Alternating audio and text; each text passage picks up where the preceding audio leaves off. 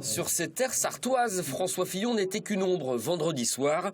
Un regard bienveillant sur la parole portée en son nom par ses missi dominici. Ils sont 20 en France. François Fillon, l'homme de la situation, un parler vrai reconnu par les siens, moins audible en dehors de son territoire, mais dont les affidés ne doutent aucunement de la victoire. Moi, j'ai pas à me plaindre pour le département. On a une mobilisation, ça fait 3 ans qu'on travaille aussi à ses côtés.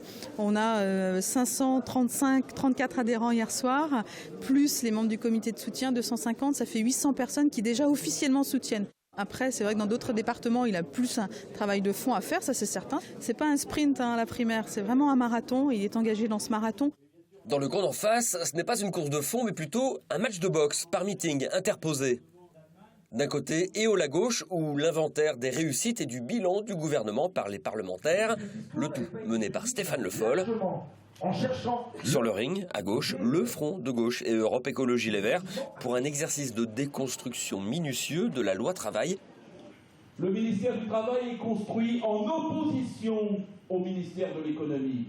Parmi eux, un cogneur expert, Gérard Filoche, socialiste frondeur. Et on retire cette loi vite avant que ça fasse trop de dégâts. Parce que vous êtes déjà très minoritaire au gouvernement. Vous êtes sur une tête d'épingle. Vous n'avez plus le pays avec vous. Et vous allez avoir des manifestations jusqu'à ce qu'elle soit retirée. Au lieu de nous faire perdre du temps, retirez-la maintenant. Faites comme Chirac. Soyez il y a 10 ans au moment du CPE. Soyez raisonnable. Écoutez le peuple. Écoutez le salariat. Écoutez-nous. On est la majorité de la gauche. Pas vous. C'est fini.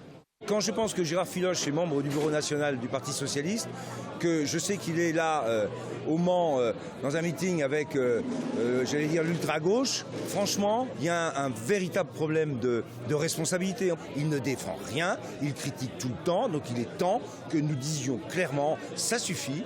Maintenant, nous, on va s'engager à défendre ce qu'on a fait, parce qu'on est fiers. Pas de chaos malgré les uppercuts, mais à n'en pas douter un combat plus acharné encore lors des prochains rounds.